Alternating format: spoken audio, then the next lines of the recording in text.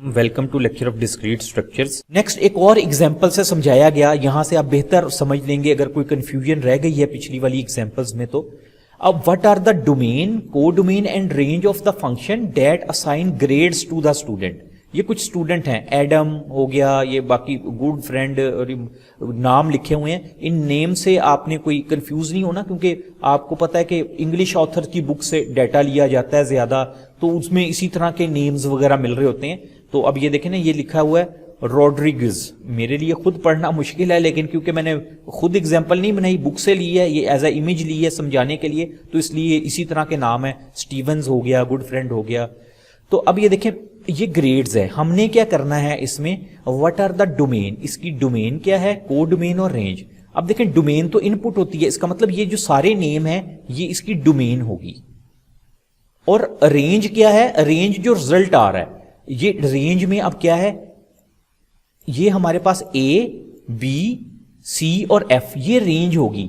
D क्यों नहीं range होगी? रेंज में हमने कहा हम वो कंसीडर करते हैं जो एग्जैक्टली आउटपुट आए।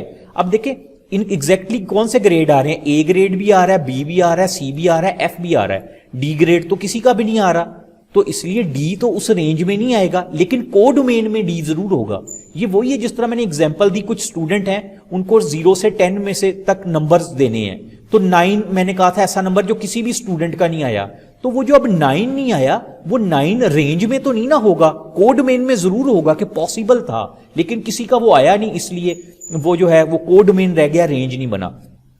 तो इसमें अब क्या होगा, जिस तरह हमने कहा ये सारे नाम डोमेन होंगे, ये सारे ग्रेड्स जो हैं ये कोडोमेन होंगे, और रेंज क्या होंगे, A B C F. D जो है वो रेंज में नहीं आएगा, क्योंकि ये जो अगर स्टूडेंट्स हैं तो इनमें से किसी स्टूडेंट ने ये डी ग्रेड नहीं लिया।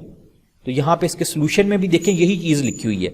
द डोमेन, डोमेन क्या है, ये सारे नाम, एंड द कोडोमेन, कोडोमेन क्या है, ए बी सी डी और एफ। ये देखिए ए बी सी डी और एफ, ये सारे ग्रेड कोडोमेन है। और उसके बाद द रेंज क्या है, रेंज है ए बी सी और एफ। डी उसमें नहीं है, क्यों नहीं है आपको रीजन बता चुका हूं, क्योंकि रेंज में सिर्फ एग्जैक्ट वैल्यूज होती हैं। ये देखें जिस तरह लिखा है, ये डी क्यों नहीं है, because each grade except D is assigned to some student. D assign ही नहीं हुआ, इसलिए वो रेंज में आया ही नहीं।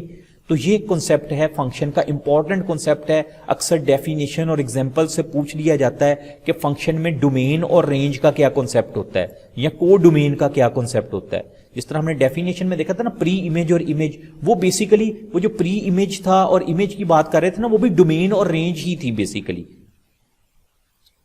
अब एक और एग्जांपल दी गई, z, capital Z implies Z, assign the square of integer to this integer. ये एक हमारे पास फंक्शन दे दिया गया।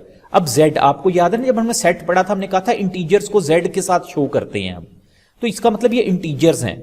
अब यहां पे कह रहे हैं कि इसकी डोमेन, कोडोमेन और रेंज क्या होगी। आप देखें, अब इंटीजर क्या है, 0 1 2 3 4, तो ये तो हमारी जो डोमेन है, मैं यहां पे अगर इस तरह से लिख दूं आपको समझाने के लिए, डी फॉर डोमेन, डोमेन क्या होगी, 0 भी होगा, 1 भी होगा, 2 भी होगा, 3 भी होगा, ये तो सारी 4 एंड सो ऑन, ये तो हो जाएगी डोमेन। कोडोमेन, कोडोमेन CO लिख देता हूं, कोडोमेन से कि अब हमारे पास रिजल्ट क्या आएगा। देखिए इस फंक्शन में जब हमने स्केयर डालना है तो कोई ना कोई इंटीजर ही रिजल्ट आएगा ना, तो कोडोमेन इसकी क्या हो जाएगी, सारे इंटीजर, जाहिर बात है कोडोमेन इसके हो जाएंगे। ठीक है, ये सारे इसकी कोडोमेन हो जाएगी। और अब रेंज क्या बनेगी, रेंज जो आउटपुट आएगी, आउटपुट क्या आएगी, फंक्शन में स्केयर है ना, इंटीजर का जो स्केयर होगा वो रेंज कहलाएगा। 1 का स्केयर क्या होता है 1, 2 का स्केयर क्या होता है 4, 3 का स्केयर क्या होता है 9, तो ये इसकी रेंज कहलाएंगे।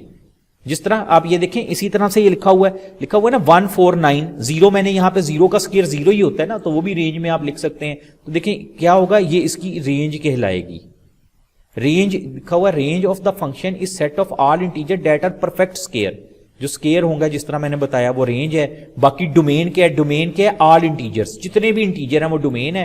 कोडोमेन क्या है, वो भी ऑल इंटीजर, जिस तरह मैंने कहा 0 1 2 3 एंड सो ऑन, जितने भी इंटीजर हैं वो सारे आ जाएंगे, क्योंकि आंसर तो जाहिर बात है हम किसी इंटीजर का स्केयर लेंगे, कोई इंटीजर ही होगा ना, तो वो सारी कोडोमेन में। अब देखें जिस तरह इधर 1 2 3 भी है, हमने यहां पे रेंज में 3 नहीं लिखा, क्योंकि किसी भी हम इंटीजर का स्केयर लें तो वो 3 तो नहीं आएगा, क्योंकि हमारे पास इंटीजर ही है ना, x का स्केयर लें, कोई भी इंटीजर रख लें, 3 तो नहीं आंसर आएगा।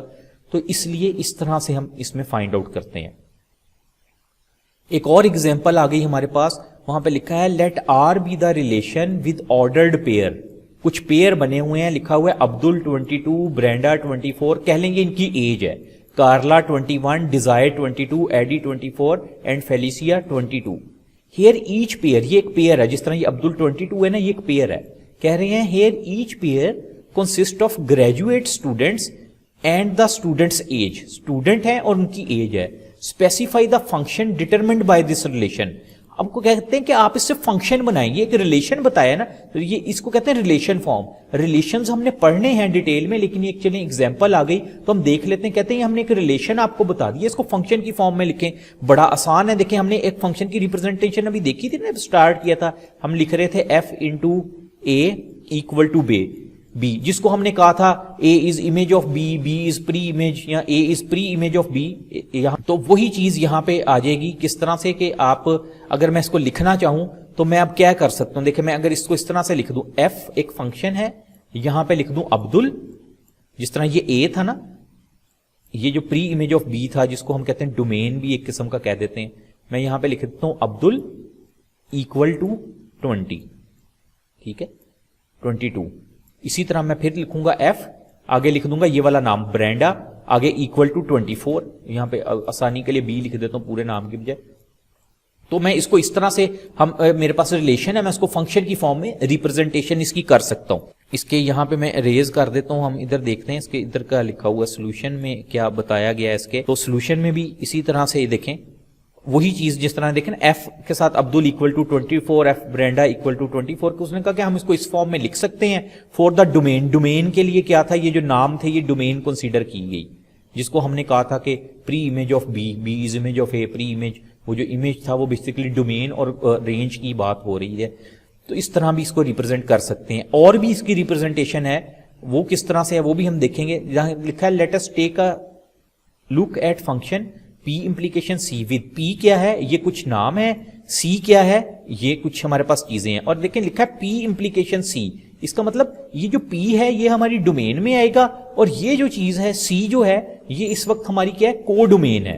देखिए को डोमेन में क्यों कह रहा हूं, क्योंकि अभी हमें नहीं पता कि जब हम ये एलएस देंगे, ये कह लें कुछ नाम है और ये कुछ सिटीज हैं, हमें नहीं पता एलएस कौन सी सिटी में रहता है, मैक्स कौन सी सिटी में है। हो सकता है एलएस भी बॉस्टन का रहने वाला हो, मैक्स भी बॉस्टन का रहने वाला हो, ठीक है। अगर इस तरह की कोई सिचुएशन हो गई तो फिर हम कहेंगे कि कोई ना कोई ऐसा सिटी रह जाएगा, क्योंकि ये 4 पर्सन है ना, 4 सिटीज है, कोई ना कोई एक ऐसा रह जाएगा जो यूज नहीं हो रहा होगा, तो वो तो फिर रेंज में नहीं आएगा। हम इसको कहेंगे को डोमेन है। को डोमेन का मतलब है कि जब हम ये वाली डोमेन को इंप्लीमेंट करेंगे, अगर देखने के लिए कौन सा किस सिटी में रहता है, तो इसके अंदर से ही कोई सिटीज हमें आंसर में मिलेंगी। वो जो सिटीज आंसर में मिलेंगी वो हमारी रेंज कहलाएगी, और अगर उनमें से कोई सिटी नहीं होगी तो हम उसको अपनी रेंज में कंसीडर नहीं करेंगे।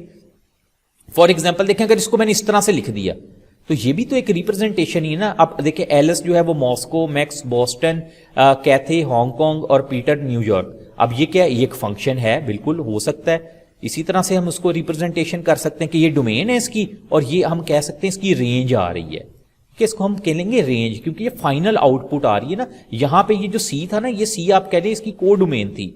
को डोमेन का मतलब कि इनमें से हमने कहा था कोई ना कोई आउटपुट आएगी, तो ये देख लें इन्हीं में से कोई ना कोई रेंज बन रही है ना जो लिखे हुए हैं, इसके अलावा तो नहीं है। तो इस तरह से भी इसकी रिप्रेजेंटेशन हो सकती है। Here range of function is C, जिस तरह कहा था ना कि ये जो सी है ये अब रेंज बन गई है, कि इंटायर को डोमेन अगर हो, सारी की सारी को डोमेन अगर रेंज में आ जाए तो वो दोनों सेम ही हो जाएंगी ना, सारी वैल्यूज आ गई तो हम कहेंगे यहाँ पे रेंज और को डोमेन सेम है। Other ways to represent function, हम इस तरह से भी लिख सकते हैं टेबल बना के। अब ये देखें लिखा है एलएस मॉस्को से है, मैक्स बॉस्टन से, कैथी हांगकांग से, पीटर बॉस्टन से, इस तरह भी लिख सकते हैं। और इसको इस तरह से भी हम ड्रा कर सकते हैं। देखें अब कैसे ड्रा हो रहा है, एलएस एरो शो कर रहा है मॉस्को से, इसी तरह मैक्स बॉस्टन, कैथी हांगकांग, पीटर बॉस्टन, तो हम इसको इस तरह से भी ड्रा कर सकते हैं।